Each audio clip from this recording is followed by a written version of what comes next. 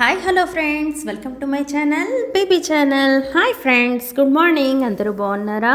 అందరూ బాగుండాలనే కోరుకుంటున్నాను. Hi friends, ఇవాళ నేను మీ అందరికీ హుస్సేన్ సాగర్ని చూపించాలనుకుంటున్నానండి. హైదరాబాద్లోని హుస్సేన్ సాగర్ అనేది చాలా ఫేమస్, మీ అందరికీ తెలుసు కదా. బుద్ధా స్టాట్యూ అనేది అది కొంచెం మీతో షేర్ చేసుకోవాలనుకుంటున్నానండి. ఇదైతే ఫస్ట్ మీరు చూస్తున్నది హైదరాబాద్లో ఉన్న సెక్రటరేట్ అండి. ఇది కొంచెం చూసారు కదా.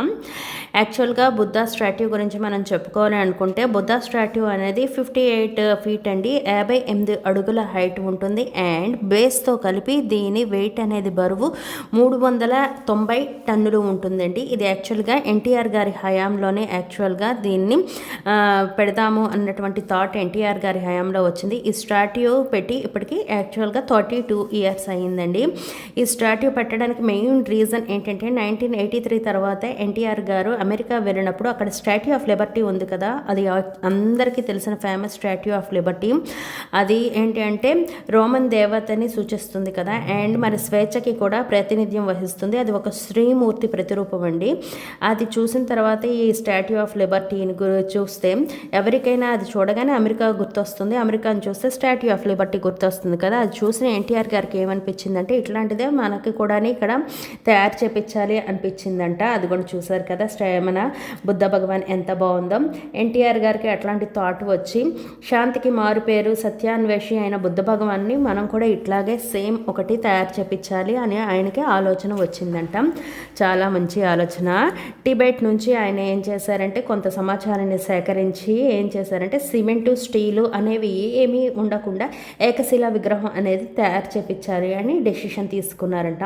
ఈ స్టాట్యూ తయారు చేయడానికి హైదరాబాద్కి దగ్గరగా ఉన్న 42 కిలోమీటర్స్ దూరంలోని ఉన్న, అంటే ఆ టైంలోని ఉన్నటువంటి ఉమ్మడి నల్గొండ, ప్రజెంట్ అయితే యాదాద్రి భువనగిరి జిల్లా అండి, రామగిరి భువనగిరిలోని ఉన్నటువంటి ఒక కొండని తీసుకున్నారంట దీనికోసం అని చెప్పి, రాతిని సేకరించడానికి అని చెప్పేసి. ఎందుకంటే ఇది ఏకశిలా విగ్రహం కూడా, ఎంత మన విగ్రహం ఇప్పుడు యాక్చువల్గా ఈ శిల 58 ఫీట్ అంటే దానికి డబుల్ కొండ ఉండాలి కాబట్టి అంత దూరంలో దీనికి కావాల్సిన సూటబుల్ కొండని సెలెక్ట్ చేసుకున్నారంట.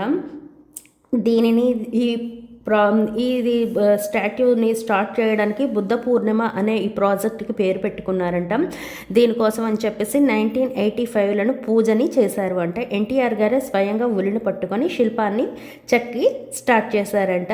ఈ స్టాట్యూని చెక్కడాన్ని ఎన్టీఆర్ గారే స్టార్ట్ చేసి ఫస్ట్ ఉలితోని ఆయనే శిల్పాన్ని స్టార్ట్ చేశారంటే చూసారా స్టాట్యూ ఆఫ్ మన బుద్ధ భగవాన్ ఎంత బాగున్నారో.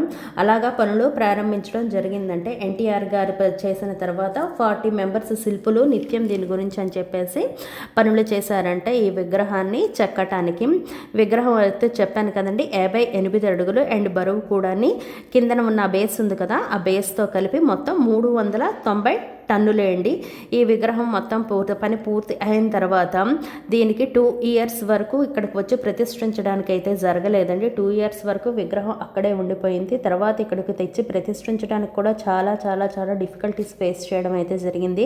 అక్కడ నుంచి ఇక్కడికి పట్టుకొచ్చేటప్పుడు ఈ హుస్సేన్ సాగర్లో ఆ స్టాట్యూ మునిగిపోవడం జరిగింది. దానిని మళ్ళీ పైకి తీయడం చాలా కష్టమైంది. పైకి తీసిన తర్వాత అంటే నేవీ హెలికాప్టర్స్, ఆర్మీ నేవీ హెలికాప్టర్ని సహాయంతో దీని పైకి క్రేన్స్ సహాయంతో తీసి తర్వాత దీన్ని అయితే ఇక్కడనే ఏర్పాటు చేయటం జరిగిందండి. యాక్చువల్గా ఇదిగోండి కనిపిస్తున్నాయి కదా ఈ చిన్న చిన్న శిల్పాలు. ఈ విధంగా అంటే స్టాట్యూని మనకి ఇక్కడ ప్రతిష్ఠించిన తర్వాత కూడా చిన్న చిన్న ఈ విధంగా శిల్పాలను కూడా చెక్కారు. అండ్ చుట్టుపక్కల కూడా 32 శిల్పాలను కూడా చెక్కడం జరిగిందంట. తర్వాత అవి పోయి మళ్ళీ కొత్త కొత్త శిల్పాలను కూడా పెట్టడం అయితే జరిగిందంట. మీకు నచ్చింది అనుకుంటాను. 1992లో దీన్ని అయితే యాక్చువల్గా December 1కి అయితే దీన్ని స్థాపించారు. నచ్చిందంటే లైక్